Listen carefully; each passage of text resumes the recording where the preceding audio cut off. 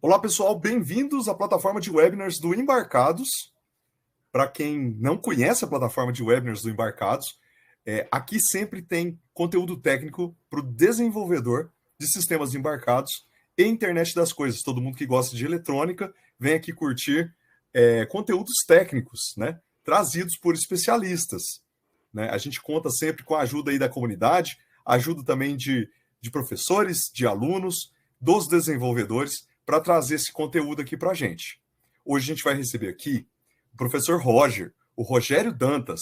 Ele é docente do Instituto Federal de São Paulo, do campus Guarulhos, e vem falar sobre Machine Learning aplicado em sistemas embarcados. Daqui a pouco ele entra aqui na sala e daqui a pouco a gente vai começar esse webinar. Eu gostaria que vocês falassem se está tudo bem aqui com o meu microfone, falasse também se de que parte do Brasil vocês estão falando, parte do Brasil ou do mundo, né, pessoal? Tem gente que até está fora do Brasil e está acompanhando esse webinar aqui com a gente, né?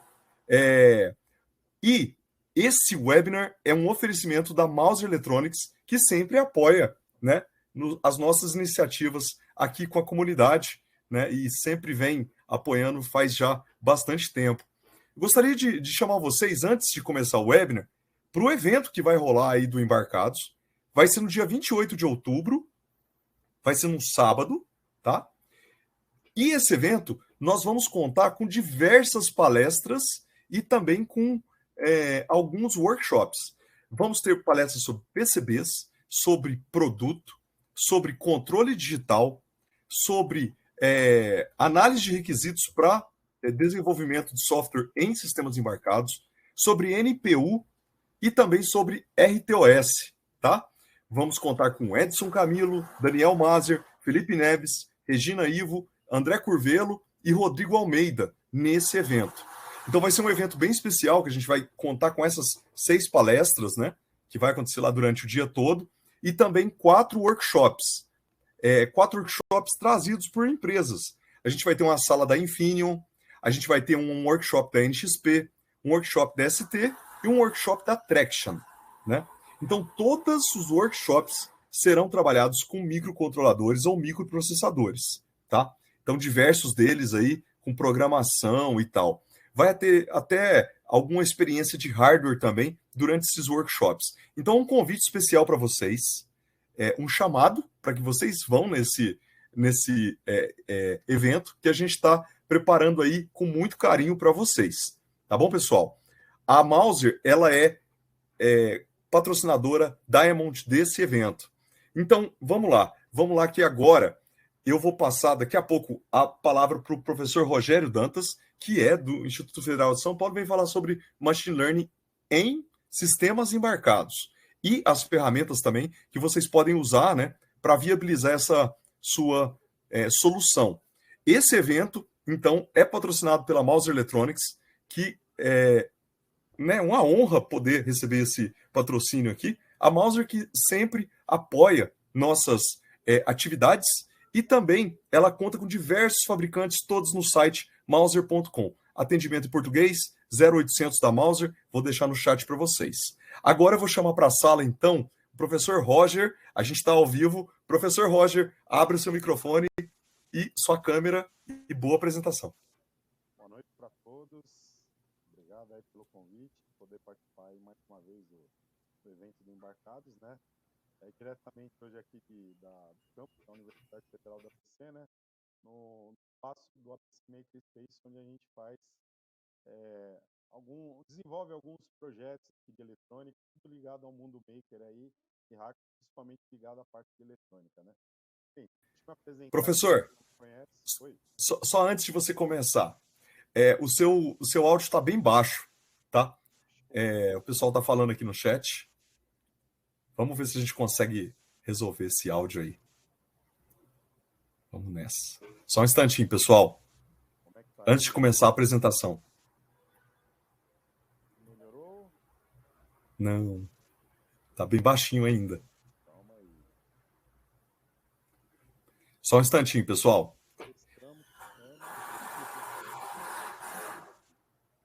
Pessoal, alguns probleminhas técnicos. Só para reforçar o convite para o pessoal, hoje é dia 28 de setembro. O evento do Embarcados é dia 28 de outubro. gostaria de pedir a ajuda de vocês a divulgar esse evento para a gente, tá? E a gente vai ter um webinar também na semana que vem, tá? Que a gente já publicou no Embarcados, vai ser com parceiro da Mauser Electronics, com Analog Devices, tá? Então vai ser um papo de analógicos, tá? Então é um convite para vocês assistirem o webinar aí que vai rolar na próxima quinta-feira.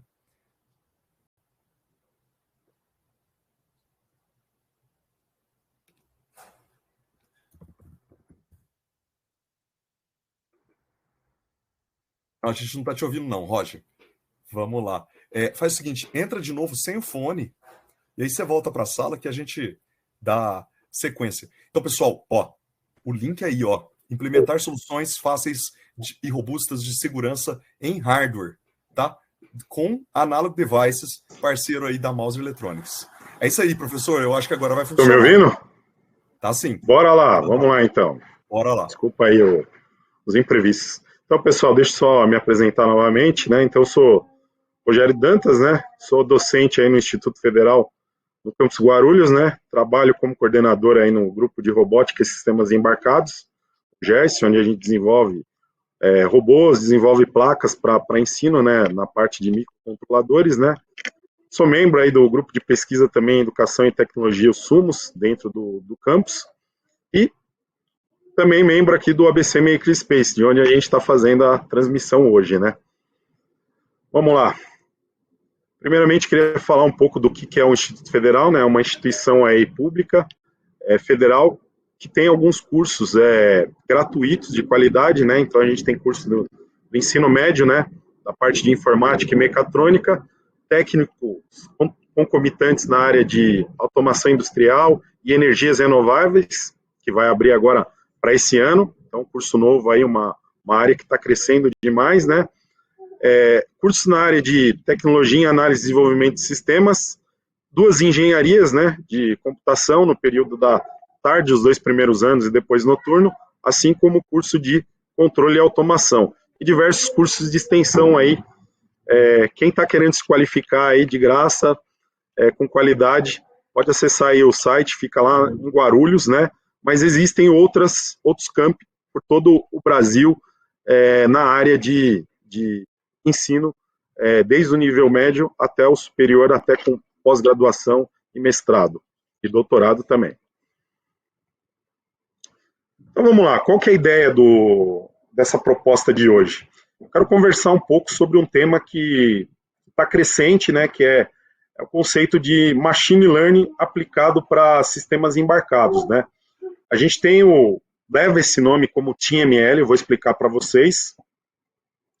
E eu vou falar um pouco sobre como surgiu o TML, vou falar da definição do que é o TML, vou mostrar alguns hardwares que hoje é utilizado para quem quer iniciar os estudos na área de TML, vou mostrar um ciclo básico de um projeto com machine learning em geral, mas depois para embarcar para um microcontrolador, e vou apresentar uma plataforma que eu considero hoje uma das plataformas mais tranquilas para início de um projeto de machine learning, tá? Para sistemas embarcados ou mesmo que não sejam TML, tá? E onde encontrar essas informações para quem quer iniciar os estudos aí em TML. Então, para iniciar aí, eu sempre coloco essa figura aqui, que ela é uma figura que eu acho que muita gente já deve ter visto, né? Ela trata da questão de conectividade, né? Hoje a gente vive a era da conectividade, onde tudo se fala em dados na nuvem, né? Então a gente tem dispositivos conectados, sejam uma geladeira, seja um forno, seja o nosso carro, seja uma câmera, seja um sensor, entre outras coisas. A tendência é tudo se conectar, todos os dispositivos estarem conectados e a gente gerar dados para isso, né?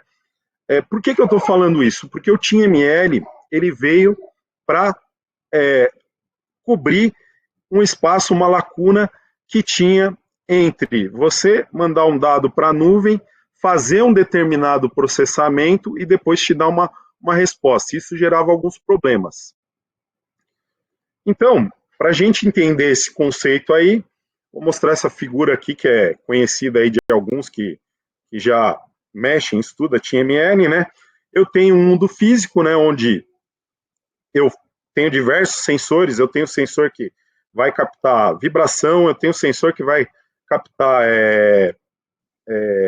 áudio, eu tenho sensores do tipo câmeras, tudo isso são informações que eu vou colher e eu vou mandar isso para a nuvem. Antes não se tinha isso, a partir do momento que o IoT surgiu, a gente começou a enviar dados para nuvens, uma quantidade imensa de dados, só que nós tínhamos uma quantidade imensa de dados, essa quantidade começou a crescer tanto que a gente não tinha condições de processar, a gente só apresentava esses dados. Isso gerava alguns problemas, onde foi necessário, sim, se colocar o conceito de IoT, que é o conceito de internet, que é o conceito de inteligência artificial de todas as coisas, né? A internet, desculpa, pessoal. E esse conceito de inteligência artificial das coisas que envolve o machine learning. Então, eu estou pegando esses dados, eu estou processando com uma IA. Por que eu estou usando a IA na nuvem?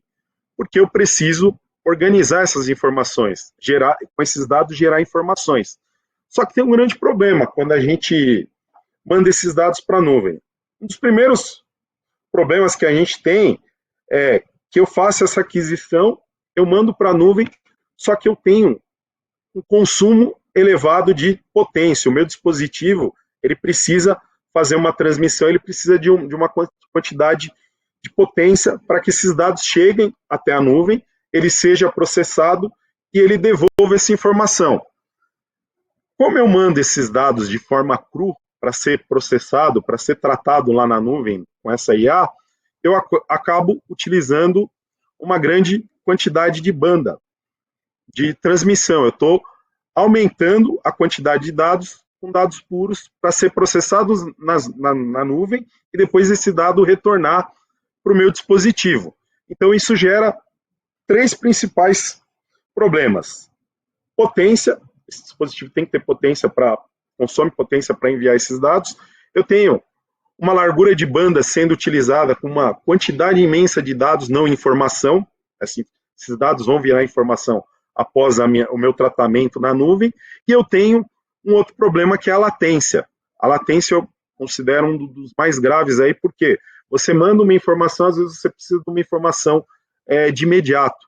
E você não consegue isso, por quê? Porque você tem esse atraso nessa troca de informação.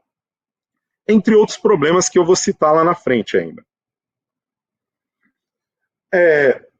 Para a gente começar a entender um pouco o que é o conceito de TML, ou Team Machine Learning, a gente precisa entender o que é inteligência artificial. A inteligência artificial ela é um guarda-chuva para todas as outras letrinhas que a gente vê aí nesse mundo do Machine Learning. Então, o Machine Learning, ele está dentro da inteligência artificial. Ele é um subconjunto. Então, a IA, ela trata do quê? A IA, ela diz que qualquer técnica que permite que computadores tentem imitar o comportamento humano. Esse é o conceito. Tem N conceitos, N definições, de N autores que definem o que é inteligência artificial. Vocês vão procurar e vão achar 4, 5, 6. Assim como o nível que está abaixo da inteligência artificial, que é o Machine Learning. O Machine Learning é a capacidade de aprender sem ser explicitamente programado. Então, aqui começa a mudar um conceito do que a gente sempre trabalhou. Tudo que a gente processa de informação, ou processava num desenvolvimento de um software, a gente desenvolvia uma programação para gerar uma resposta. No Machine Learning, não. Eu tenho dados, eu tenho a entrada, eu conheço a saída, e eu quero que ele me gere um modelo lá no meio. Esse modelo era o que nós fazíamos na programação convencional. O Machine Learning, ele trata, então, com a entrada e a saída. E aí eu faço essa relação para achar esse modelo que vai gerar o comportamento que eu quero, que é a identificação. Então, é um tipo de aprendizado que a gente fala aprendizado supervisionado, né? Eu coloco uma entrada, eu sei o que vai dar na saída.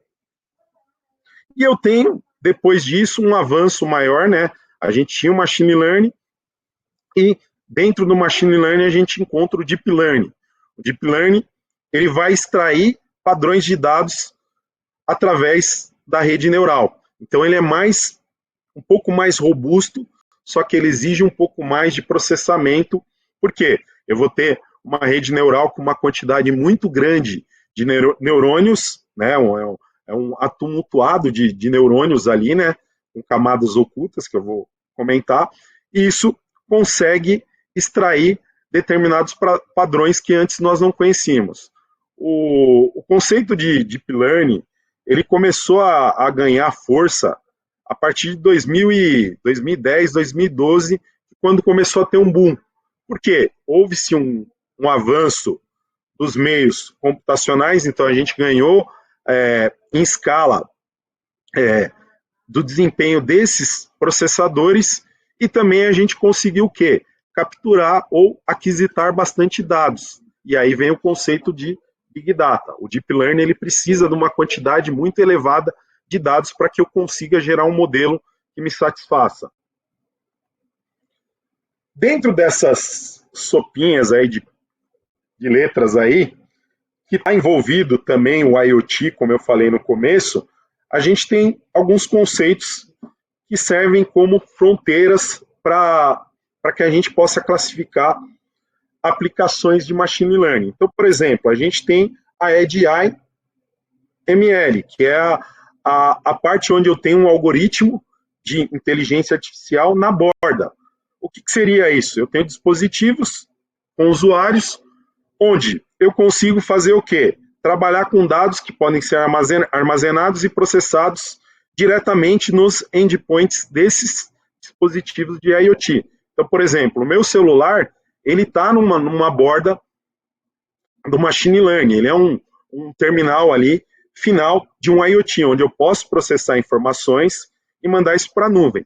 Só que o grande problema é o seguinte, existe uma fronteira onde eu vou tá consumindo principalmente uma quantidade elevada de energia para que esse processador trate essas informações, seja numa rede neural, seja para processar qualquer outro tipo de algoritmo da área de inteligência artificial. Então, surge esse conceito de TML, que está dentro do Edge AI.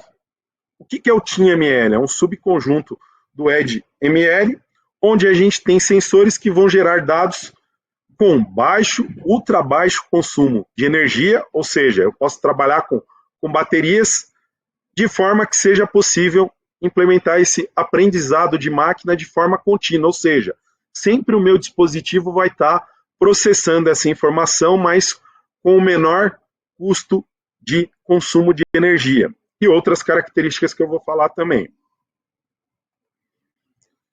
Então, olhando aí, o que é o Team Machine Learning, o TML? Primeiro, uma visão geral. Quando vocês ouvirem falar em TML hoje, vocês têm que colocar isso na cabeça. É uma das áreas de Machine Learning que mais cresce, tanto pela possibilidade de aplicações, que são imensas, que eu vou comentar daqui a pouco, e esse TML ele é composto de quê? Eu preciso de um algoritmo, que é esse algoritmo de Machine Learning, eu preciso de um hardware, onde eu vou embarcar esses algoritmos e eu vou ter que desenvolver um software ali. Então, é todo um conjunto de algoritmo, hardware e software. E tudo isso vai gerar o quê? Dispositivos ou sensores, análise de dispositivos dos sensores desses dispositivos, que vão fazer aquisição de dados e vão processar essa informação. E vão processar, esses dados e vão transformar em informação. Por exemplo, isso vai acarretar o quê? Um dispositivo de baixo consumo de energia. Por quê? Eu estou trabalhando com microcontroladores. Eu não tenho uma demanda de potência muito elevada. Eu consigo trabalhar com baterias que vão durar durante um bom tempo sem que eu precise trocar isso. Eu tenho esse algoritmo de machine learning sempre ativo dentro do meu dispositivo embarcado e operando com baterias. Então, esse é o conceito do machine learning. Dispositivos, sensores de baixo consumo de energia, sempre ativo e operando com baterias, além da limitação de processamento deles. Então, o que é o TeamML aí? É a junção de um sistema embarcado, então para quem programa e desenvolve hardware, eu tenho um microcontrolador, lógico, a gente vai ver alguns exemplos que eu vou citar, e eu junto esse conceito de machine learning, que é o conceito de algoritmos de inteligência artificial, e eu vou embarcar isso dentro desse dispositivo com recursos limitados. Como é que isso funciona? Por exemplo, aqui eu tenho um Arduino BLC Sense, né, que é o nosso microcontrolador, juntamente com uma biblioteca, que é um software, por exemplo, o TensorFlow, que é um dos mais utilizados, né? Esse TensorFlow ele foi desenvolvido para que ele fosse otimizado para rodar em microcontroladores, para rodar em hardware de baixo poder computacional, né? E a gente consegue, com a fusão desse hardware e desse software, gerar uma aplicação onde eu tenho essa fusão da minha rede neural embarcada dentro do dispositivo microcontrolado, tá? Então essa rede neural ela vai ser implementada dentro desse microcontrolador, mas com algumas limitações que eu vou falar daqui a pouco. Não dá para eu fazer um processamento que nem a gente está acostumado a ver, às vezes, onde tem um consumo muito alto de energia, que demanda uma quantidade imensa de dados de uma única vez. O TeamML não foi feito para isso, tá? Você tem que partir para um outro dispositivo. E aí, por que usar o TeamML? Então a gente já entendeu que o TeamML ele tem limitações, né? Na parte de processamento. Eu tenho uma rede neural que ela é limitada, eu não consigo resolver tudo com ela, até porque eu estou trabalhando com um dispositivo muito limitado de memória. Então, alguns problemas que ele pode resolver, que eu citei lá no começo. Lembra quando eu falei da questão do IoT, enviando dados para a nuvem, para ser processado numa inteligência artificial, e depois eu retornar com essa informação? Isso daí gera o quê? Uma latência. O TeamML ele consegue reduzir isso. Por quê? Eu estou fazendo o processamento já lá no meu dispositivo local. Eu tenho a redução de consumo. Vocês percebam que eu toda hora estou falando redução de consumo, para que vocês entendam esse conceito. E a privacidade, né? O que acontece? Quando eu envio um dado para a nuvem, eu estou suscetível a esse dado sofrer algum tipo de captura, de ser corrompido essa informação, de alguém subtrair essas informações, esses dados e gerar alguma informação. Então, quando eu tenho o TeamML, eu consigo fazer todo esse processamento local, diminuo latência e, inclusive, eu posso mandar para a nuvem apenas o resultado daquele processamento. Um exemplo aqui da redução de consumo, só para vocês terem uma ideia, isso daqui é analisado no Arduino Nano 32BL Sense. Ele tem vários sensores, essa plataforma é excelente para estudo inicial de machine learning, ele foi criado com esse objetivo, né? Então ele tem aqui, o sensor acelerômetro. O acelerômetro ligado, ele tem um consumo aí de 16% para funcionar. O microfone, 2,4%. E o giroscópio, 2,5%. Do total de quanto? De 21%. Esses três aqui correspondem a 21% do gasto do consumo de energia. A CPU rodando gera em torno de 14% de consumo. E olha onde está a maior parte do meu consumo de energia para esse dispositivo. Quando eu faço justamente a transmissão do dado.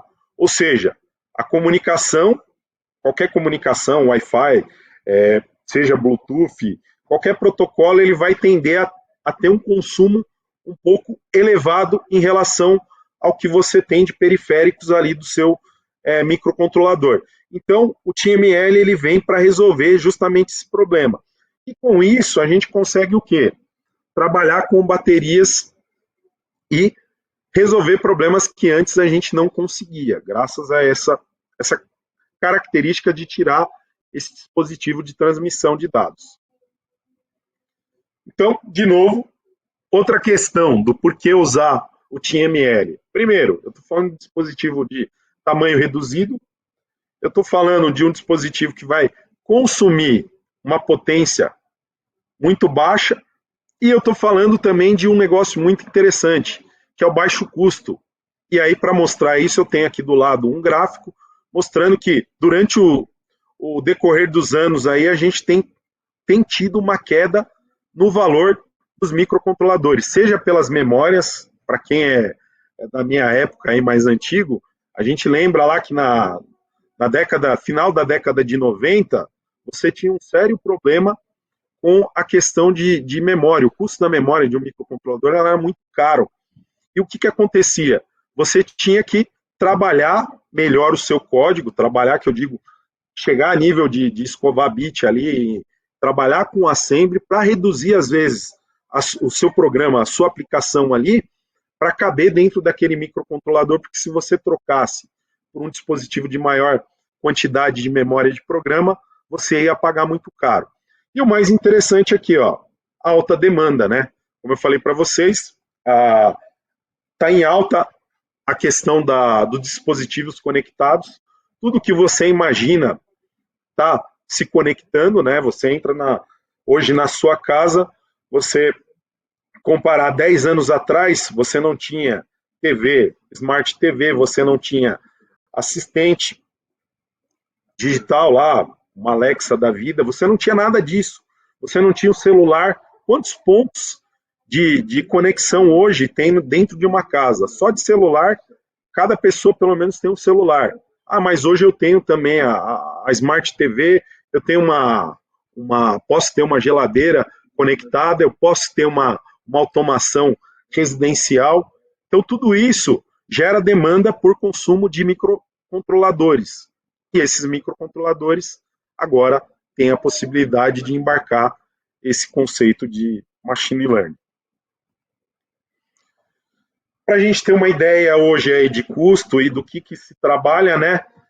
Quando eu falo no mais alto nível, lá na nuvem de processamento, por exemplo, a gente tem aí uma arquitetura de cloud, por exemplo, com uma GPU da NVIDIA, a família Volta.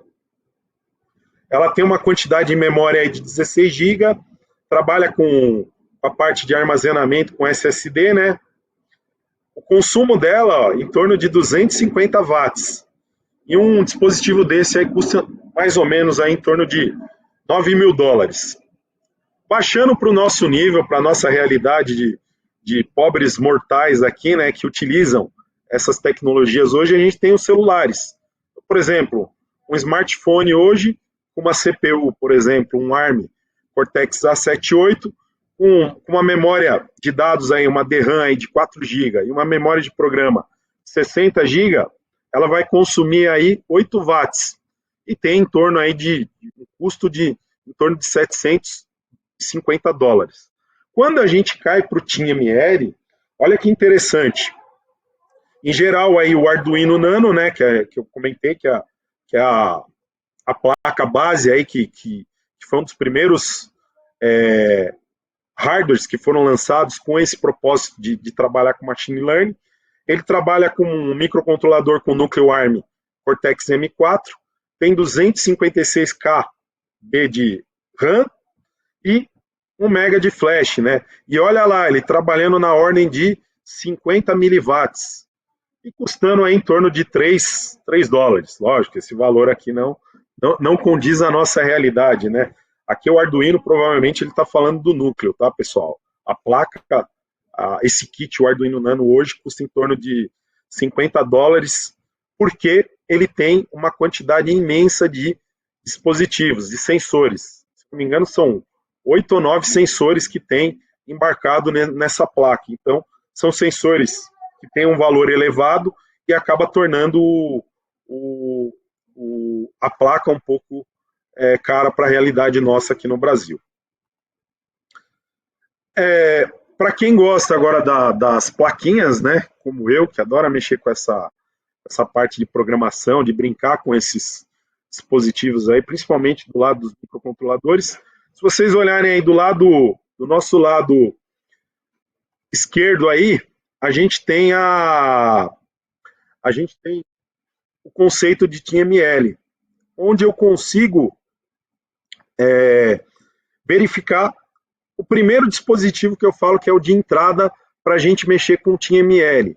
Por exemplo, uma Raspi Pico, que é uma placa extremamente barata, é um chip que está aí na ordem de $1, né, um pouquinho até menos aí, o chip, né, a plaquinha você consegue aí por 50, 60 reais, você já consegue trabalhar com a parte de classificação de dados. Deixa eu abrir um parênteses aqui, porque aqui é interessante. Eu foquei essa apresentação mais na parte de classificação. A área de inteligência artificial, ela vai além disso, tá? Ela tem agrupamentos, ela tem outros algoritmos de trabalho. Eu estou focando mais na parte de classificação. Então, por exemplo, eu posso pegar uma Raspi Pico e colocar um sensor do tipo um acelerômetro. E eu posso medir vibrações. Essa é uma das áreas de aplicação de detecção de anomalia que mais cresce. Por quê? Todo dispositivo que está em movimento, por exemplo, tudo que tem movimento rotativo, motores, eu estou suscetível a falhas. Esse dispositivo está suscetível a falhas. E qual é um dos meios de você conseguir identificar uma falha com antecedência? É medindo a vibração. Então, hoje você tem sensores, os MEMS, né, são sensores de baixo custo, sensores eletrônicos, que eu consigo medir a aceleração, eu consigo medir a inclinação, e eu consigo identificar, por exemplo, uma falha em função do aumento da vibração desses dispositivos. Uma segunda categoria que a gente tem aí, que está agrupada, que engloba aí o Arduino Nano, que eu já comentei, que é um ARM Cortex M4, a ESP, que trabalha com outro núcleo, a ESP32, que é bem conhecida aí de todo mundo, né? A gente tem também um outro dispositivo que foi desenvolvido para trabalhar com a parte de TML, que é o I/O Terminal, também muito utilizado. Então, esses três dispositivos, eles conseguem trabalhar num nível um pouco mais alto. Por quê? Eles têm um processador mais rápido, que trabalha numa frequência maior, ele tem uma quantidade, às vezes, de memória flash maior, então eu consigo embarcar um programa maior, eu consigo trabalhar com uma rede neural maior dentro desse dispositivo, com uma velocidade de resposta maior. Então eu consigo trabalhar com a parte de keywords spotting. O que é isso?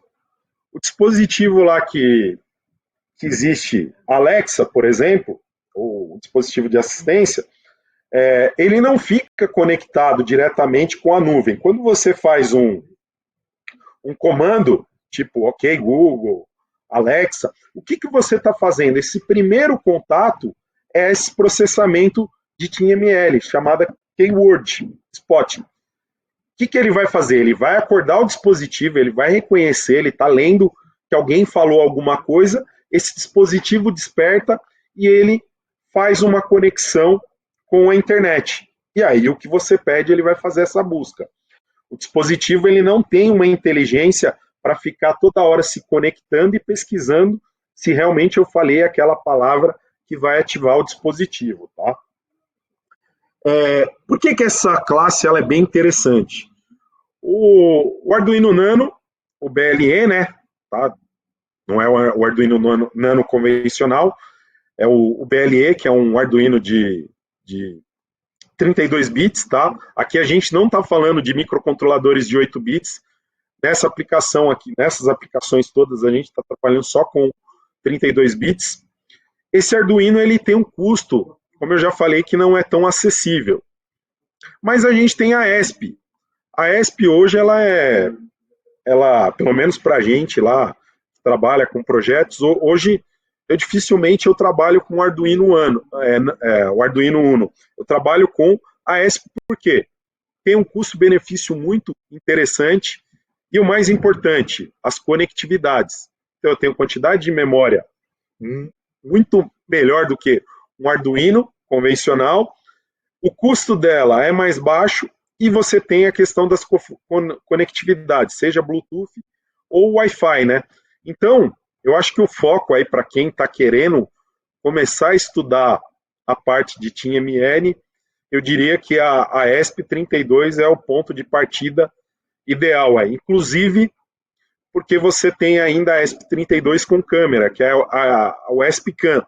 Apesar dele não estar nessa categoria aqui de classificação de imagens, que eu vou explicar já já, ele consegue fazer reconhecimento de imagem, processamento de imagens, lógico. Eu não vou conseguir fazer aquele processamento com uma velocidade imensa, mas eu consigo, por exemplo, distinguir padrões. Eu coloco lá 2 frutas, uma laranja e uma banana, crio uma rede neural, treino com aquela foto que a ESP-CAM captura, eu consigo processar e classificar frutas. Posso colocar N classes de frutas e consigo processar sem nenhum problema. Processa relativamente tranquilo. O I/O Terminal ele é mais focado também para conectividade com outros tipos de sensores, né? Esse é um produto da CID, né? E eles acabam vendendo vários sensores, como se fosse um kit, né? Para facilitar a prototipagem.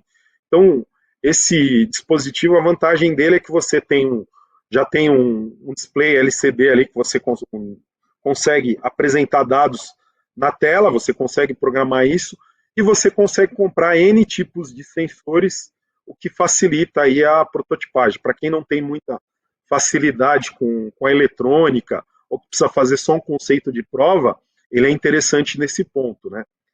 E aí, na última linha aí, antes de entrarmos na fronteira do TeamML para o EdML, a gente tem o Arduino Pro. Esse Arduino Pro é um Arduino que tem um processador Cortex M7, que é um processador extremamente potente, né?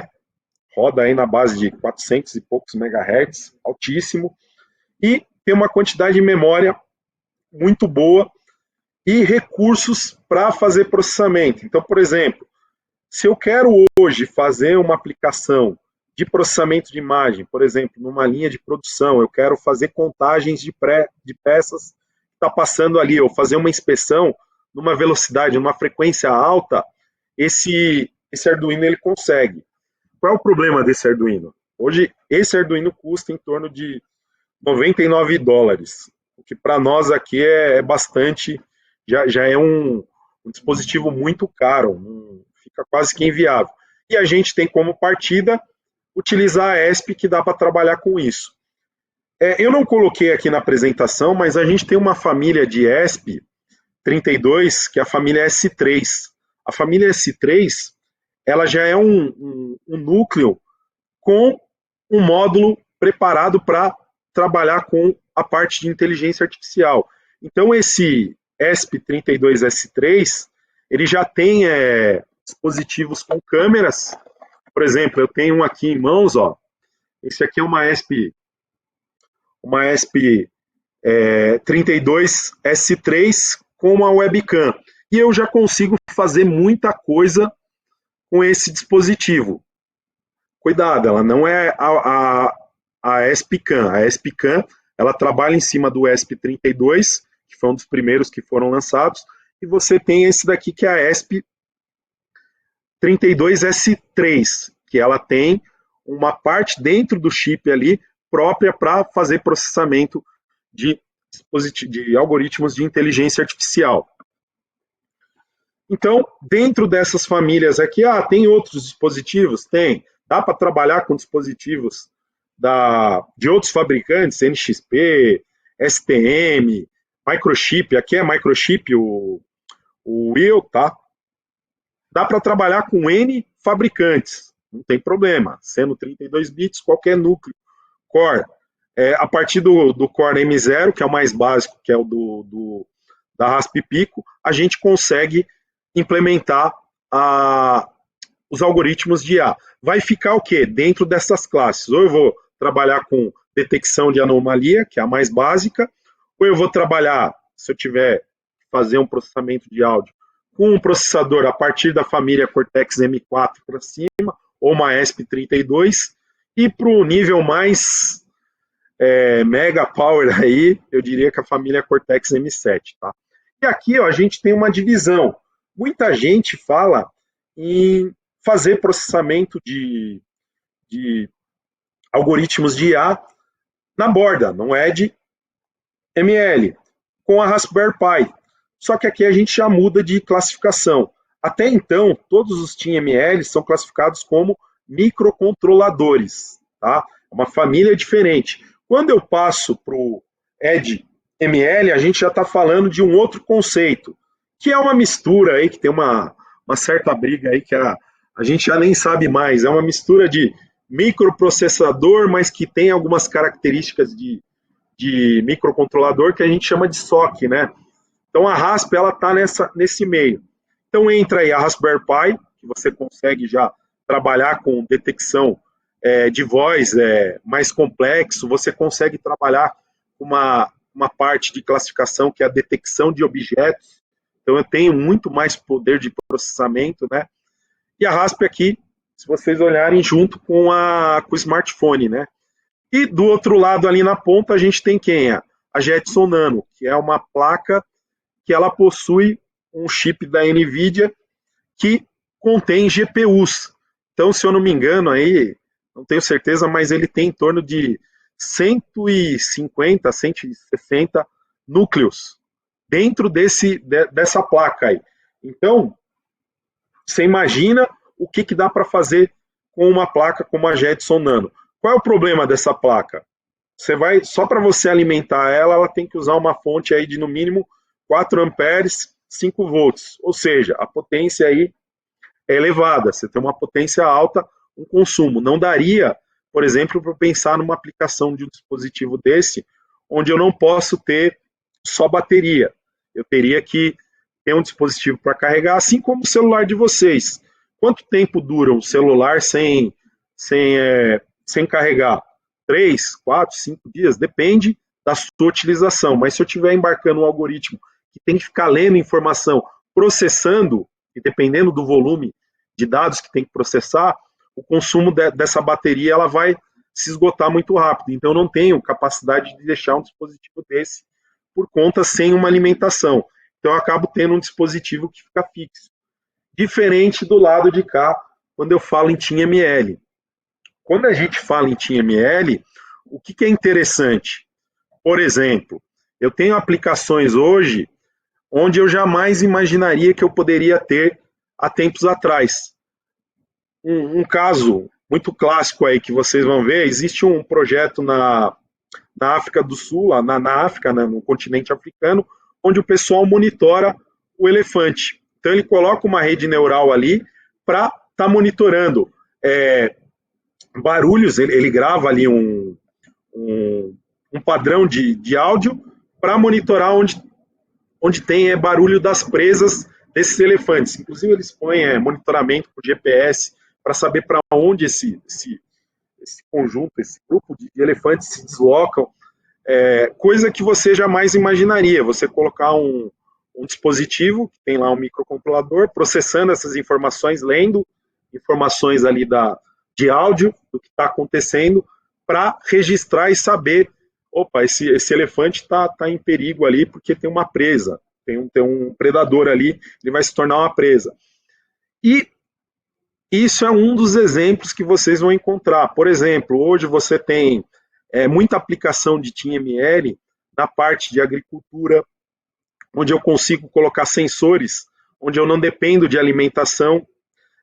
Por exemplo, monitorar florestas na parte de... Eu vi um projeto do pessoal da Universidade Estadual do Amazonas. O pessoal criou um dispositivo com conceito de machine learning, onde eles monitoram dentro de um espaço ali da floresta, onde eles colocam uma rede neural com um microfone, né, com um sensorzinho de som, e eles gravaram o som de uma motosserra. Então, quando esse dispositivo detecta esse barulho da motosserra, o que esse dispositivo faz? Ele faz uma conexão e manda um alerta dizendo, ó, dentro daquela região tem alguém utilizando um dispositivo para desmatar a floresta, e não poderia. Então, para vocês verem o quanto que dá para utilizar o TeamML nesse sentido. Outra aplicação muito interessante para esses caras é quando você trabalha com a questão de saúde, wearables ali, eu consigo medir, por exemplo, padrões de marcha. Tem um projeto que a gente está trabalhando também bem interessante, ainda não chegamos na parte de IA, mas provavelmente no próximo ano, provavelmente a gente já consiga trabalhar com isso. A gente está desenvolvendo um dispositivo que é um calçado inteligente, onde esse calçado eu consigo medir a marcha humana, e um dos primeiros diagnósticos que a gente tem em relação ao problema do Alzheimer, entre outros problemas, ela afeta diretamente a forma de andar, a marcha. Então eu consigo medir com alguns dispositivos, com microcontrolador, com acelerômetro, com células de carga, eu consigo medir a marcha da pessoa, e com o padrão da marcha, eu consigo dizer, ó, essa pessoa já está com o princípio de Alzheimer. Então, quanto antes você identificar isso, você consegue atuar e retardar o efeito do Alzheimer. Aí onde pode entrar esse TeamML? Eu posso colocar um dispositivo nesse calçado, onde ele vai registrando para mim, ele já vai indicando que essa pessoa tem algum problema. Você não consegue verificar isso.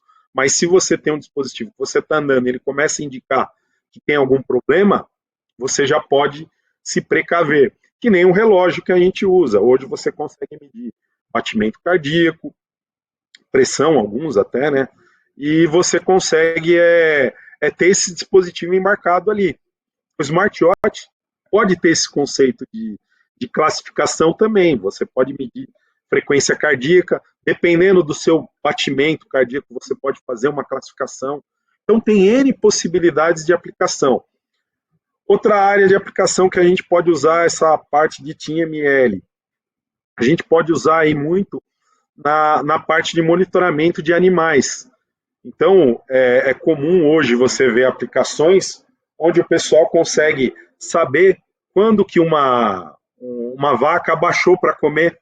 Então, você está monitorando ali, você consegue achar o ponto ótimo daquele animal, quanto que ele está comendo, qual tipo de movimento que ele está fazendo, se ele está se movimentando muito.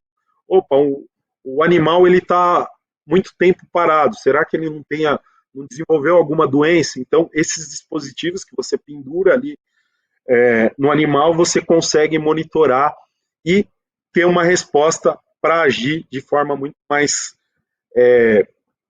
adiantada ali e prever algum problema que vai acontecer, se anteceder a esse problema, tá? Essa parte aqui de anomalias eu vou falar porque é o case que eu vou citar daqui a pouquinho, porque meu tempo está ficando falo demais aqui. Vamos lá, deixa eu só dar alguns exemplos aí rapidamente para quem é da área de microcontrolador e para quem não é, para ter uma ideia do que a gente tem de dispositivos. Por exemplo, aí, a entrada, dispositivo de entrada básico, a Raspi-Pico aí. Eu falei que é um dispositivo extremamente barato, interessante de vocês brincarem. Roda aí a 133 MHz, tem um bom clock, né? Uma boa quantidade de memória RAM e memória ROM. Não tem sensores, por isso que é uma placa barata. Arduino NanoSense é um ARM Cortex M4F com ponto flutuante. Ele consegue fazer alguns cálculos matemáticos, esse Flat Float, tá? Roda a 64 MHz, tem uma quantidade boa de memória, 1 MB de ROM, né? Que é onde eu vou gravar o programa, e ele tem a parte de rádio, né? Hoje já existe a Raspi-Pico W, que ela tem também uma conectividade com Wi-Fi. A ESP, que já vem com uma quantidade aí bem elevada aí de clock, né? O que o clock influencia, pessoal? Duas coisas no microcontrolador. A questão da velocidade, eu consigo processar mais instrução por unidade de tempo, só que em compensação, quanto maior o clock, mais consumo de energia. Então tem que ver essa relação também. Ele tem uma quantidade de memória boa, e o mais interessante é essa questão de ter o Bluetooth e o Wi-Fi. Assim como o da CID, né, que eu já falei, o Euro Terminal, e o Arduino Pro, que é o Porteta, que esse aí é o Mega Blaster aí de todos, tá? Deixa eu me adiantar aqui, que senão a gente não vai conseguir mostrar muito para vocês. Eu tenho aqui a parte de aplicação, como eu falei para vocês, som. Hoje eu tenho, por exemplo, esse sensor INM-P441, é um sensor de som muito, muito legal, dá para fazer muita coisa. Então você quer trabalhar com comando de voz com ele, trabalhando o treinamento. Então, por exemplo, eu quero ligar e desligar a lâmpada de um lugar, então eu posso fazer uma liga, desliga, eu vou fazer um treinamento com esse sensor, eu faço aquisição, ligo numa ESP32, a gente consegue trabalhar tranquilamente com um sensor desse. Então, esse é o tipo de sensor que está aí nos assistentes aí. A gente tem a área de vibração, que é a área que eu estou trabalhando mais forte agora. Essa área tem um potencial imenso. O Thiago aí, no início do webinar, falou de uma empresa da Tract, que trabalha justamente nessa área, né? Eles trabalham com a parte de análise de vibração de equipamentos para você prever a saúde desses equipamentos, né? Hoje a gente tem um conceito nessa linha que é chamado de manutenção prescritiva, onde você usa o conceito de inteligência artificial junto com a IoT. Isso está mudando o cenário do que a gente tinha antes na engenharia de manutenção, especificamente na análise de vibração. Você consegue sensores de baixíssimo custo, só para vocês terem uma ideia. Um sensor hoje, um acelerômetro, para fazer a aquisição de dados de vibração convencional, ele custa em torno de R$3.000 só o sensor, e eu ainda tenho que ter o dispositivo de aquisição, que custa em torno de 20, 30 mil. Além de você ter um engenheiro de manutenção lá, preditiva, para trabalhar nisso. E esses dispositivos você coloca lá, tem um aqui, ó, que é o nosso, ó, que a gente está desenvolvendo, que é o case que eu vou falar. Eu coloco isso aqui em cima do equipamento, ele começa a capturar a vibração. E com a rede neural eu consigo classificar se tem uma falha ou não. E a parte de visão, né, onde eu consigo fazer detecção de objetos.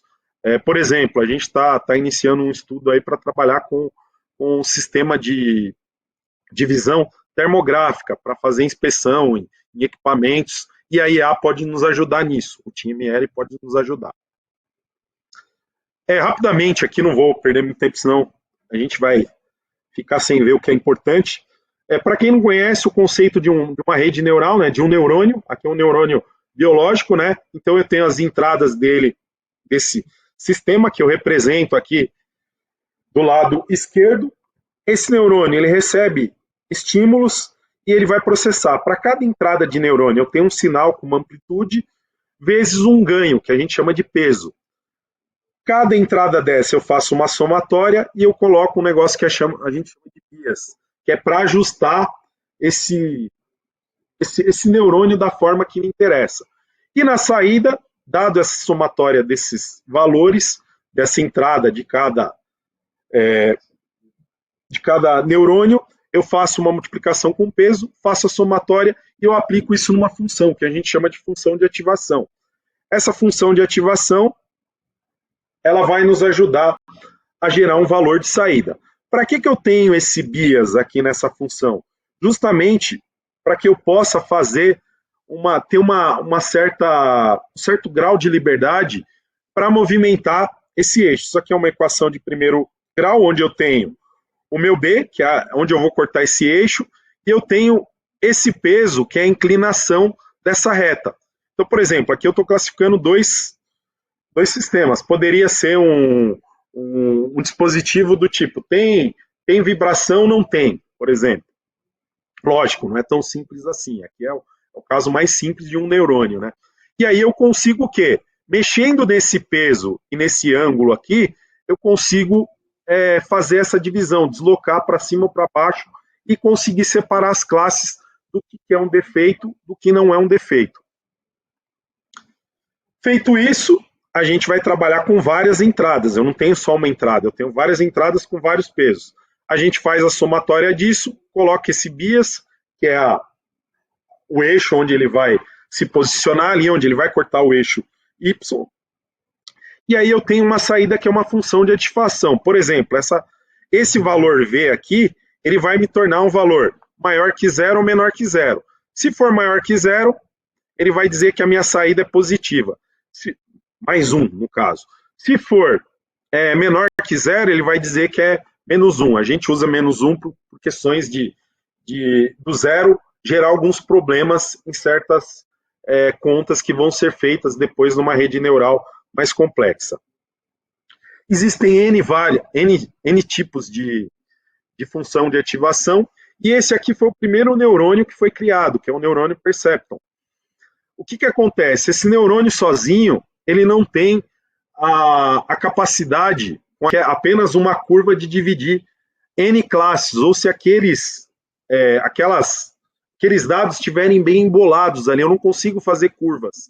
Então, o que acontece? Uma das formas da gente tentar melhorar isso é mudar as funções de ativação. Hoje, a função de ativação mais utilizada aí para aplicações de machine learning é a ReLU, né? Que é essa função aqui, ó.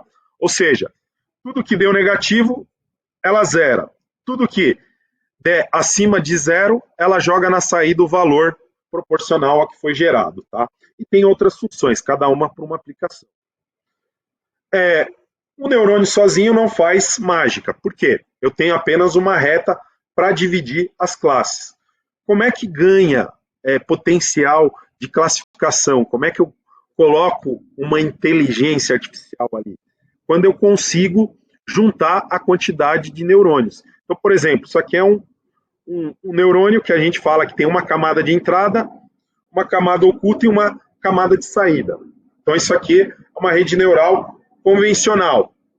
Eu tenho aqui esses números, essa quantidade de pesos que eu tenho vai ser multiplicada agora pela quantidade de entrada. Isso vai virar uma matriz imensa. Imagine que a gente tem uma quantidade elevada de neurônios.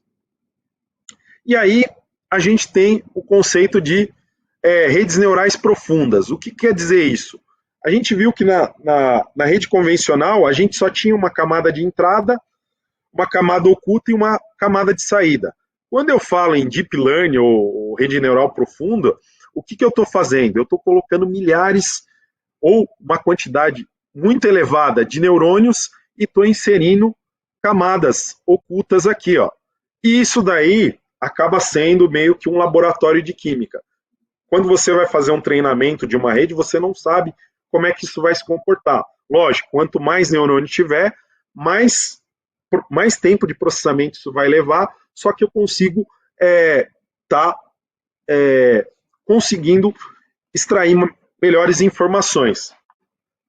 Aqui são alguns tipos de topologias, né, de redes neurais, tá? Vou passar rapidamente aqui. Eu quero chegar aqui, ó. O que importa para nós? Essas características, se vocês pegarem, isso aqui tem em vários lugares aí, tem vários tipos de configurações de redes que são especializados para determinados tipos de aplicação. A gente não vai usar em TML todas.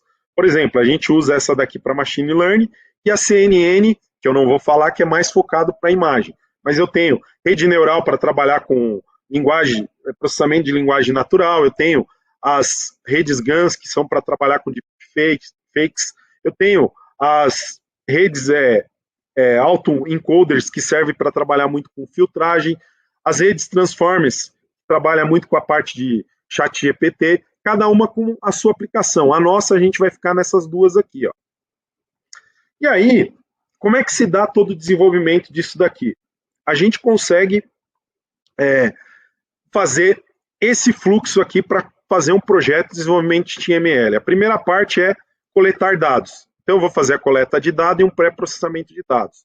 Essa etapa aqui eu diria que é a primordial do seu modelo de machine learning. Porque se você tiver dados ruins, uma coleta ruim de dados, você não vai ter um modelo muito bem desenvolvido. Então, a parte de coleta de dados, que é os sensores, ela é importante. E eu tenho a parte de pré-processamento de dados, onde eu vou fazer uma filtragem, tirar determinados problemas. ali no meu dado antes de construir um modelo. Eu tenho a parte de design do modelo e treinamento do modelo. Depois eu tenho uma parte de otimização e validação, né, e a avaliação desse modelo. Depois eu converto tudo isso, que antes era um processo de treinamento, para um modelo pronto, com a minha rede neural, que a gente fala treinada.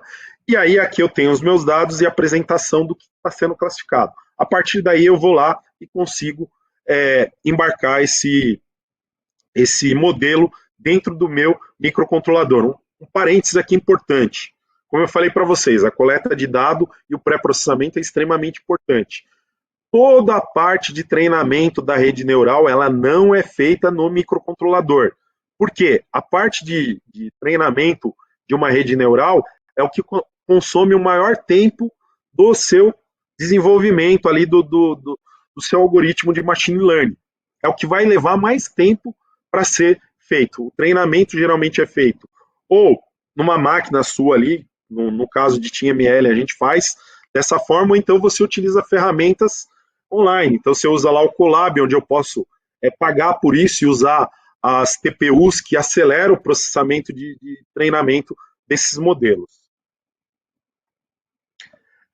Aqui entra o microcontrolador, então eu estou na aquisição, né, na ponta, e lá no final, quando a gente faz o deploy, né, esse é o nome que a gente fala quando descarrega o modelo da rede neural no microcontrolador.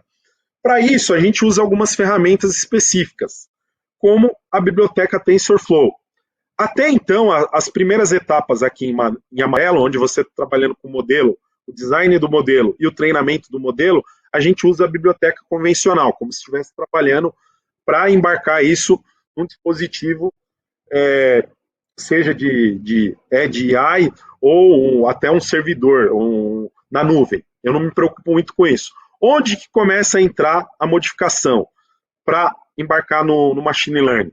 Na hora que eu começo a fazer a avaliação e a otimização e converter o modelo para rodar dentro do microcontrolador. Então a gente tem o TensorFlow Lite, que é um sistema já mais enxuto, e após fazer essa compilação, diminuição desse tamanho desses dados, como é que isso acontece? Basicamente, ele transforma dados que eram em pontos flutuantes para dados em 8 bits. Você tem uma degradação no seu modelo. Às vezes é pouca coisa, mas é aceitável.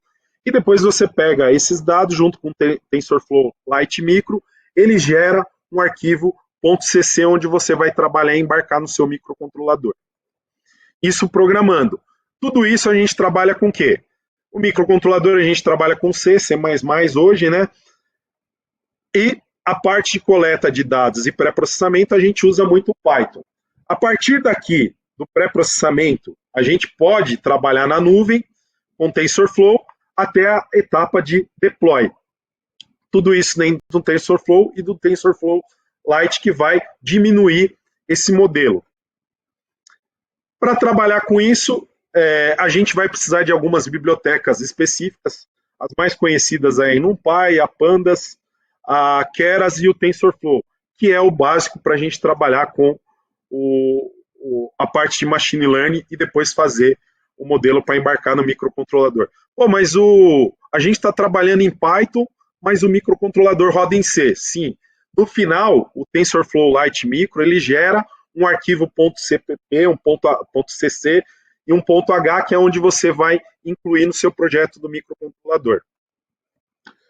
E aí, o que eu queria falar, mas eu estou vendo que meu tempo ficou um pouco curto, falo demais, a parte de trocar tudo isso aqui que eu mostrei, que é feito em Python, por uma programação que a gente fala no code. Então, existe uma plataforma na nuvem chamada EdgeImpulse. Essa plataforma, ela tem todas as etapas que está aqui descrita. Coleta de dados, um pré-processamento, design do modelo, o treinamento, a avaliação e otimização e a conversão do modelo. Inclusive, fazer o deploy ali para o seu microcontrolador, se a plataforma tiver. Então, agora, eu vou mostrar como é que isso aqui é feito. Ele divide em algumas etapas, que ele chama de base de dados. Ele chama essa parte de design e treinamento de Impulse. a etapa de teste e a parte de deploy, que é você colocar um modelo no microcontrolador.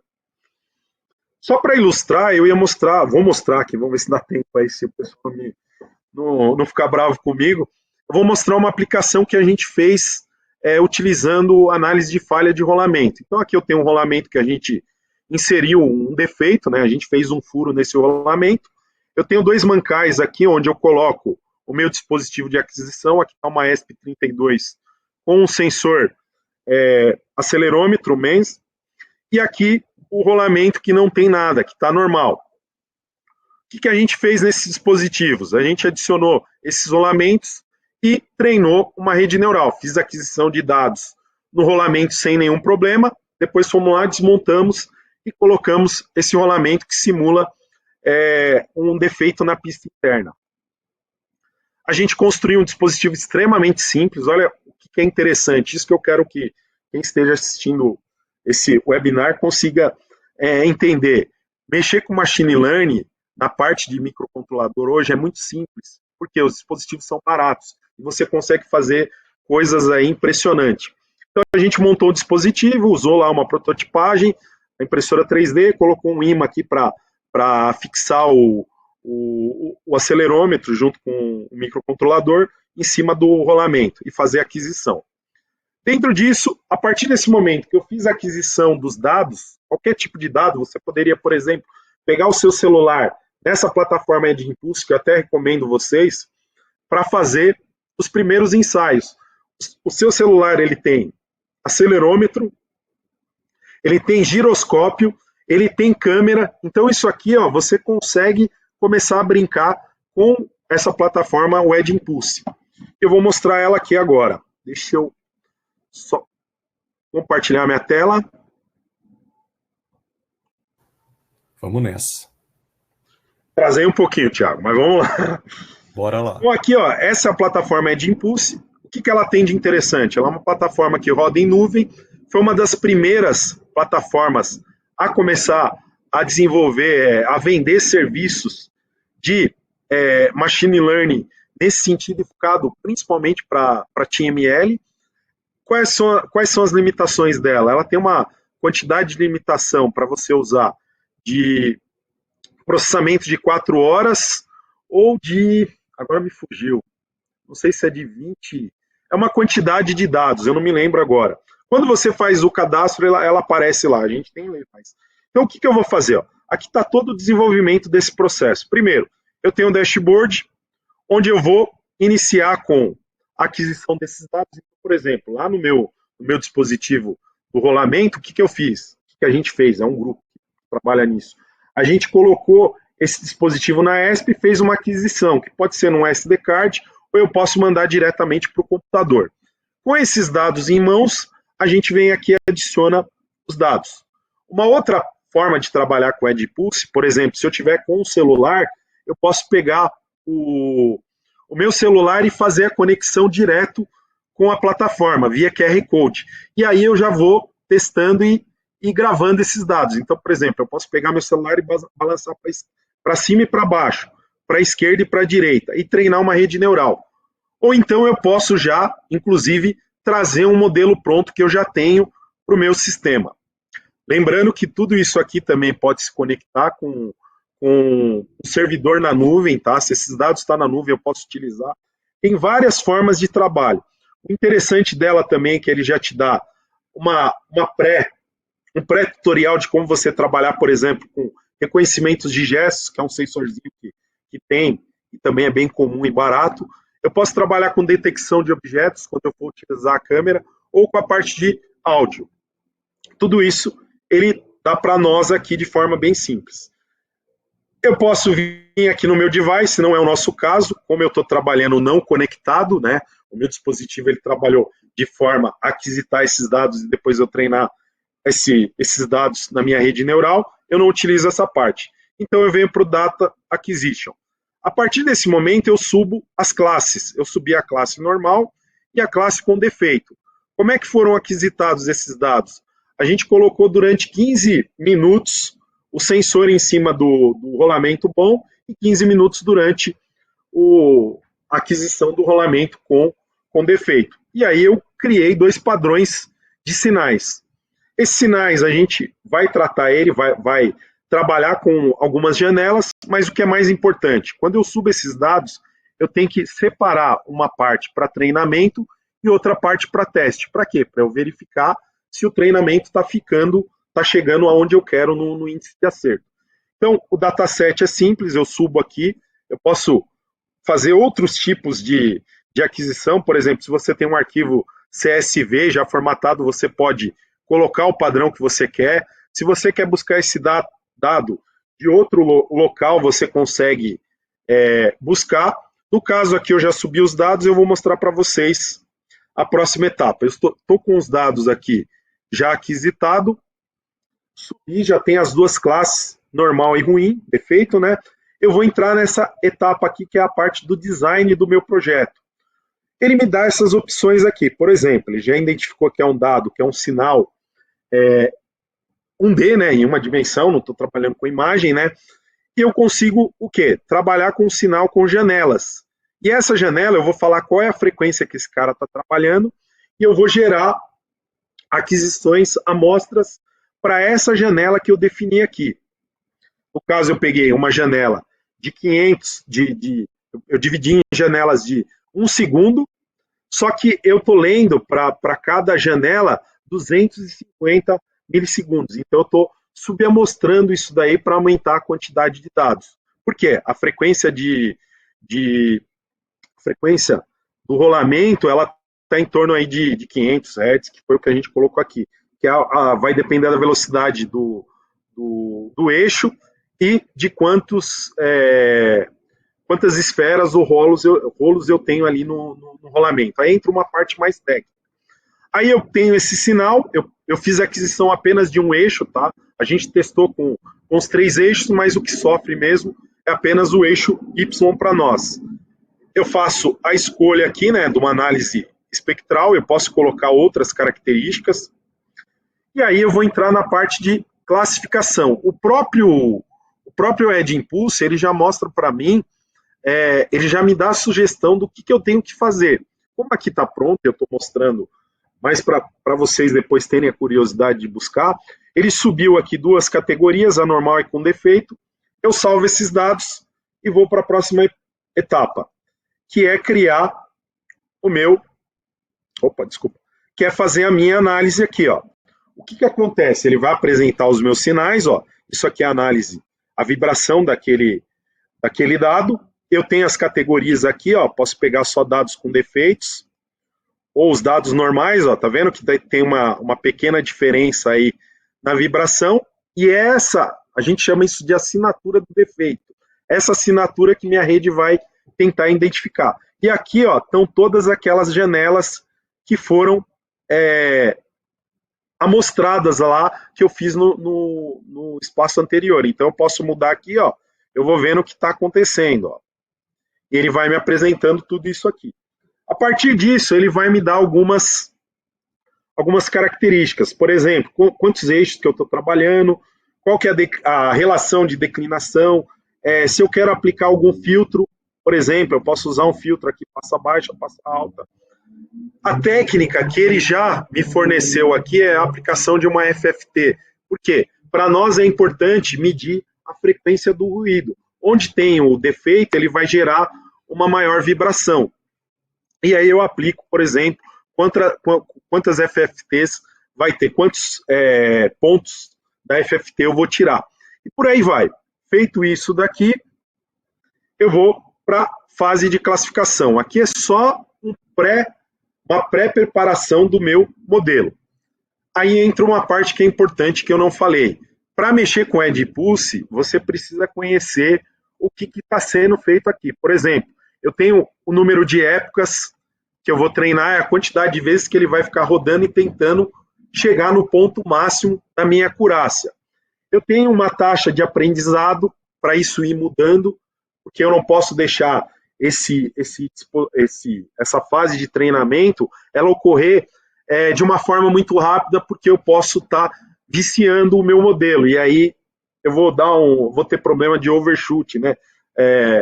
Eu treinei demais e ele fica viciado só para aqueles dados. Então, essas questões são importantes aqui. E aqui está a minha rede neural. No caso, ele dividiu em 13 características de entrada. Ele criou uma rede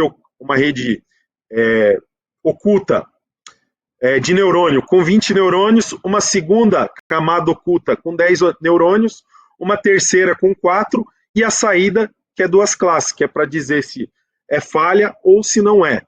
Feito isso, a gente faz um start aqui, ele vai gerar tudo isso aqui, ó. Ele vai dizer para mim qual foi a acurácia. Então, ó, o que eu indiquei que era defeito, ele acertou 97% e ele errou 0,8 aqui, ó, dizendo que esse cara era normal. E a mesma coisa aqui, ó. Quando eu estava classificando normal, ele identificou 99,2% como sendo normal, mas ele errou 2,8%. E aqui está como é que ele dividiu esses dados, ó. Tudo que está em amarelo é o defeito que ele classificou correto.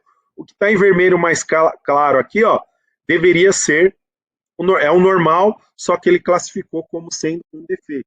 Então eu consigo ter aqui, ó, uma ideia de como está a distribuição desses meus dados. Isso aqui é interessante para quê? Para você verificar se não tem, por exemplo, uma má aquisição dos seus dados lá, se seus dados estão sendo colhidos com qualidade. Feito tudo isso, mexi em várias camadas, eu posso vir aqui, ó, e editar. Como é que eu defino isso daqui, pessoal?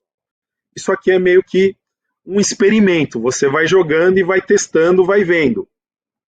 O número de neurônios não tem uma regra para você definir quantos neurônios e quantas camadas ocultas você vai ter. Então você vai trabalhando isso e vai testando. Feito isso daqui, gerou o classificador, vamos supor que eu falei que 98% para mim está bom. Não vou mexer mais nesse modelo, eu posso vir aqui para o sistema de autotune. O que ele vai fazer aqui? Ó? Ele vai me mostrar todas as possibilidades de gravar essa rede neural. Por exemplo, aqui ele está dizendo que eu tenho uma latência de tantos milissegundos. Eu estou consumindo tantos por cento de uma memória do meu microcontrolador. Ele vai gerando várias possibilidades. Isso aí é chamado de auto-AI, né? É um sistema automático que ele vai testando todas as possibilidades. Para vocês verem aqui, ó, eu joguei na Rasp Pico, só para ver, né? Estava fazendo o teste, deixei aqui a Rasp Pico.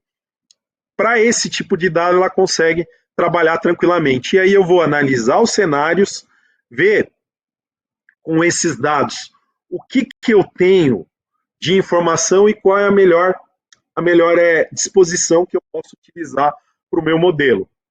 Feito isso aqui, a gente vem para a parte de teste do modelo. Lembra que eu falei que a gente separa uma parte 80% para treinamento, 20% para 80% para treinamento, 20% para testes, e eu deixo uma parte de fora que são dados que nunca passaram por essa rede neural, que é a parte que eu vou fazer o quê?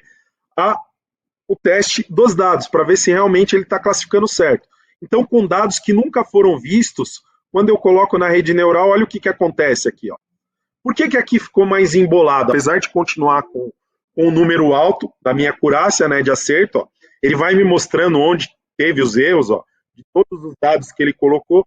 Por quê? Porque esses dados aqui nunca entraram na minha rede. E aí vem a teoria que tem que ter por trás para trabalhar com isso. Você precisa conhecer a parte de rede neural. Feito isso daqui, para eu terminar, que senão vocês vão ficar pé da vida comigo, que eu já estou estourando de tempo. O que acontece? Feito tudo isso, ó, eu posso vir aqui, ó, e verificar. Ele gera duas possibilidades de modelo.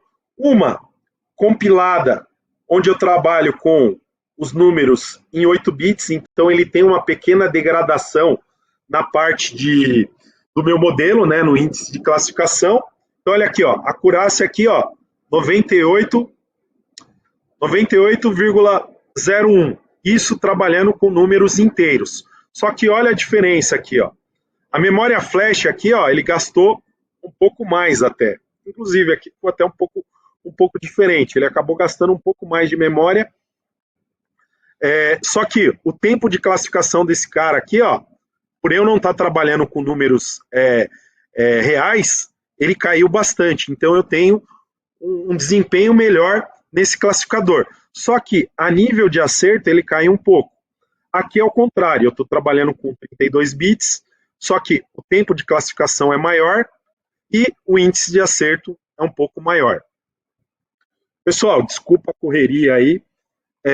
Dentro disso daqui, dessa parte de modelo, que eu passei rapidamente do Edge Impulse, você consegue chegar nessa parte de fazer o deploy. O que ele vai fazer agora? Se eu der um deploy aqui, ele vai baixar o meu modelo. Deixa eu baixar ele aqui só para a gente ver rapidamente. O que ele baixa? Ele baixa toda a estrutura da biblioteca em C que eu posso utilizar no meu projeto do microcontrolador. Então ele baixa com a biblioteca para trabalhar com FreeRTOS, para trabalhar com Zephyr, ou para trabalhar com C puro. Então ele já gera várias possibilidades aí dentro desse modelo. Isso aqui é uma plataforma que vai facilitar. O que a gente tem que fazer agora?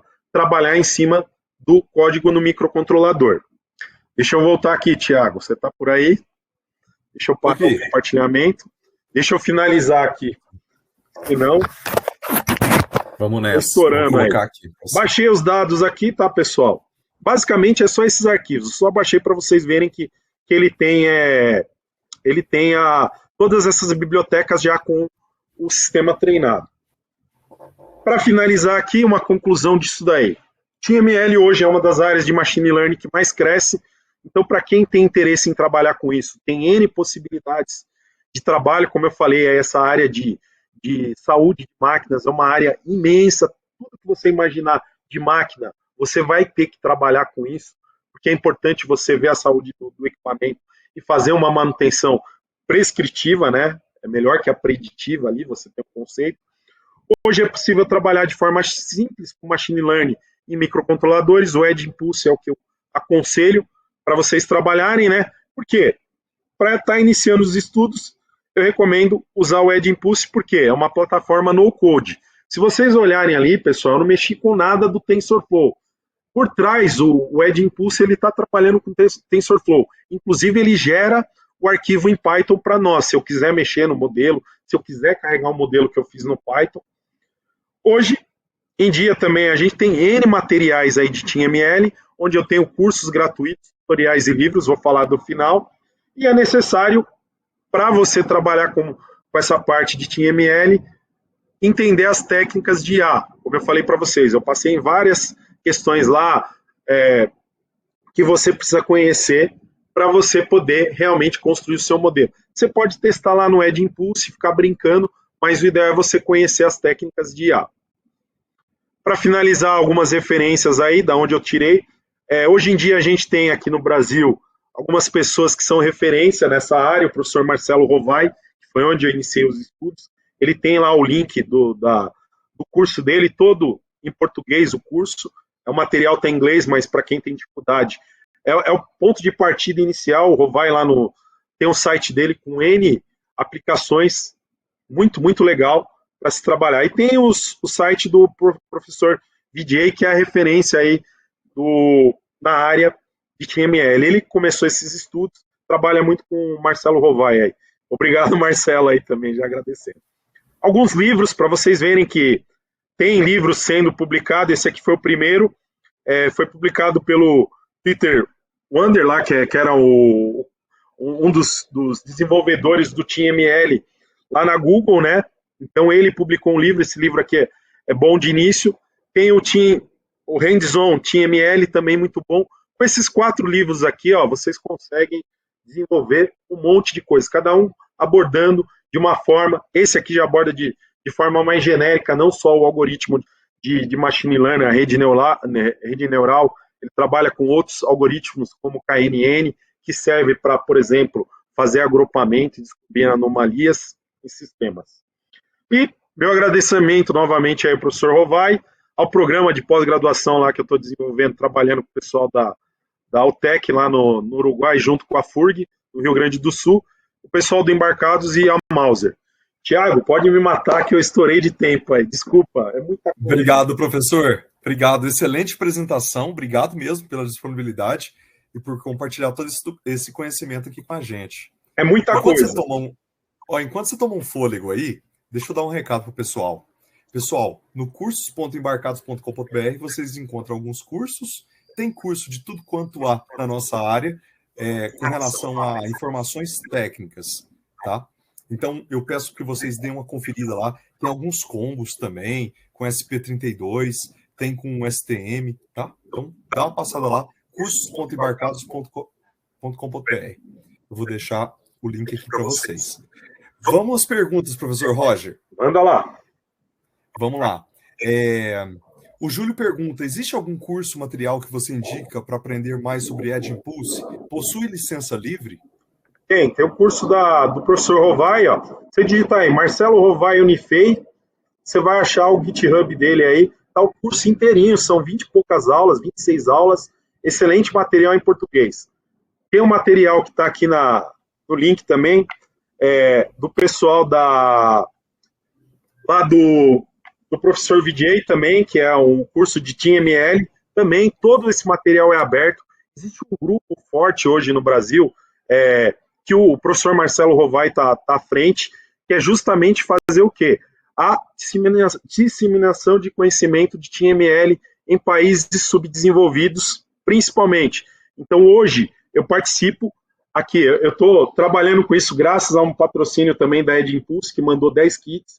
A gente vai abrir um curso de TeamML, era para ter iniciado agora, eu tive alguns problemas de agenda, não consegui lançar o curso, mas o ano que vem a gente vai ter um curso de TeamML para usar, vai ser aberto para a comunidade, esse curso é interno ainda, mas vai ser aberto para a comunidade. Então tem material a rodo aí de TeamML, vale a pena estudar, é tranquilo, mas foca na parte de IA. A parte de microcontrolador, vocês vão ver que pelo menos eu acho mais tranquila, tem que estudar a parte de IA. Legal. Obrigado, professor. O Mário faz a seguinte pergunta, além de FFT, você consegue usar técnicas mais avançadas de PSD, como, por exemplo, Wavelets Transforms? Sim, dá para você aplicar a transformada de Wavelets, da UBXE, qualquer uma das técnicas lá. Essa parte de pré-processamento, se você for trabalhar no Edge Impulse, ele tem algumas limitações. Só que lá dentro do Edge Impulse eu consigo embarcar o meu algoritmo em Python, e ele consegue trabalhar com o seu algoritmo lá dentro.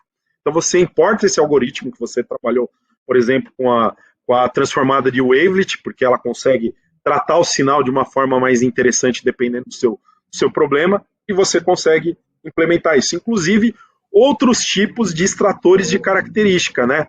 A gente tem um pré-processamento onde eu vou extrair, definir atributos, que são características. Eu posso aplicar N tipos de algoritmos, por exemplo, estou lembrando agora dos extratores de Haralick, que é muito utilizado para imagem. Então, aqueles caras vão gerar números, valores, né, para determinados tipos de métricas. E eu posso colocar isso na minha rede neural para melhorar o índice de classificação do meu modelo. Não tem problema. O único problema é que é o seguinte, se você está fazendo isso com o seu sinal, esse processamento vai entrar lá no seu microcontrolador, né? Porque o sinal, ele tem que passar por esse processamento. Então, se você está aquisitando ele e vai fazer esse algoritmo, você vai ter que implementar ele. Tá, joia. A pergunta do Flávio, professor. Para dados de vibração, qual seria uma massa de entrada de dados ideal? Então, a gente tem trabalhado assim. Quantidade de massa ideal vai depender do que você está trabalhando. Por exemplo, o grande problema nosso de rolamento é o seguinte, como é que eu consigo enxergar a curva de decaimento da degradação desse rolamento? Eu não consigo. O que a gente está tendo que fazer? Eu tenho que implementar pequenas fissuras no rolamento e ir colocando por etapa e fazendo a aquisição daquilo. Porque o rolamento não gera um defeito de uma hora para outra. Todo tipo de defeito de vibração, ele tem uma curva de decaimento. Isso leva semanas. Então, como é que eu vou determinar que aquele dispositivo vai dar aquela falha? É difícil. O que a gente tem feito? A gente está pegando alguns dispositivos, tem alguns projetos. A gente tem um projeto hoje, uma empresa, que a gente está começando a trabalhar com eles. O que a gente vai fazer? vai pegar um dispositivo desse daqui, com, Tá. com um SD card, e vou colocar lá no equipamento e deixa ele fazer a aquisição. Ah, quanto de aquisição? Não sei, eu tenho que ver quando isso vai dar problema. Por quê? Uhum. É difícil você determinar o começo do problema, eu tenho que estar monitorando isso 24 horas. Então eu vou ver, esse dispositivo, esse equipamento dá mais problema. Vamos colocar nele e vamos fazer a aquisição. O grande problema da rede neural hoje é você, da parte de manutenção principalmente, é você ter esses dados. Eu acredito lá, de novo, volto a falar, eu acompanho muito o pessoal da Track. Provavelmente eles estão fazendo isso, já conversei com eles, fazem aquisição de dados a rodo, porque eles também precisam treinar isso. E é difícil você treinar um defeito que não acontece, não tem uma queda brusca, aquilo vai numa queda, é uma curva acentuada. Então, esses dados dependem. Tá joia, obrigado, professor.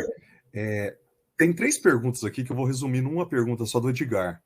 Se você fosse fazer tudo na unha, ou seja, sem o Edge Impulse, quais ferramentas você usaria?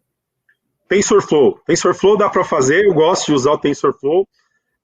Por que eu falei do Edge Impulse? Porque ele já tem uma facilidade para quem não tem conhecimento nenhum inicial. E para quem já conhece também é interessante, porque você ganha tempo ao invés de ficar codando ali. Você está trabalhando com uma plataforma que não tem código, é só parametrização. Então, TensorFlow tem N exemplos aí. Eu costumo dizer que o Hello World do TeamML é a senoide lá. Você fazer uma regressão linear. O pessoal tem um monte de exemplos. Nos livros que você tem isso. Com TensorFlow. Professor, e é possível trabalhar com TinyML e STM32? Seus alunos estão trabalhando, né? Sim, também, mesma coisa. Tudo que você faz, que eu não mostrei, foi muito corrido. O próprio Edge Impulse, ele gera um código C para ARM. Então, o STM é núcleo ARM, eu consigo trabalhar normalmente com esse modelo, tranquilamente. Legal. Obrigado, então, a todos que fizeram perguntas aqui. Eu acho que a gente conseguiu cobrir todas. Muita gente dando os parabéns, muita gente falando que foi uma excelente apresentação. Almir, Osíris, Adriano, Samuel, Márcio, Felipe, Fábio, várias pessoas, além de outras pessoas aqui que... o Marcelo. O Marcelo, inclusive, o Marcelo Rovai tá vendo sua apresentação aqui, ó. Tá vendo sua apresentação. Grande Rovai. E muita gente dando os parabéns. Pessoal, mandem pra gente o que vocês acharem da apresentação que o professor está lendo aqui, enquanto eu faço as últimas palavras. Gostaria de abrir, então, agora a palavra para você, Rogério, para você agradecer aí, pessoal. Bem, de novo, agradecer aí ao Embarcados, ao Mauser, pela oportunidade de apresentar esse humilde estudos que a gente está começando a trabalhar, né? E aproveitando aí que o Rovai está aí, agradecer ele. Isso é fruto do curso que ele nos deu e a gente está trabalhando com pouca publicação ainda, mas estamos desenvolvendo bastante coisa, está escondida ainda. Obrigado a todos, valeu. Desculpa ter que falar muito rápido aí. Muito obrigado, professor. Vou pedir para você desligar sua câmera e seu microfone para finalizar aqui o webinar. Pessoal, então, esse foi um webinar, então, que foi planejado exclusivamente para esse programa de hoje. Gostaríamos de agradecer muito a Mauser Electronics que patrocinou esse programa, a Mauser.com, que tem atendimento em português e tem o 0800 da Mauser também, tá? Gostaria de agradecer muito a presença de todos, falar que tem evento do Embarcados dia 28, daqui 30 dias, de 28 de outubro. Então, reservem nas vossas agendas, tá? Daqui 4 semanas a gente se vê em São Paulo para o evento, que vai ser um evento com 6 palestras e mais 4 workshops. Um dos workshops é com a Traction, inclusive, que o professor citou aí, tá? O outro com a Infineon, outro com a ST e outro com a NXP. Aí vocês escolhem, quero ver palestras, quero ver workshops, que a gente também pode encarar como um mini curso, né? Então, a gente fica grato por fazer isso, tá? Que a gente faz aqui, trazer conhecimento técnico para vocês, falar para vocês que vocês podem enviar artigos para o Embarcados, que a gente publica no Embarcados. Se vocês quiserem apresentar um webinar, converse com a gente, manda e-mail aí para a gente, ou se não, preencha o formulário no site, tá bom?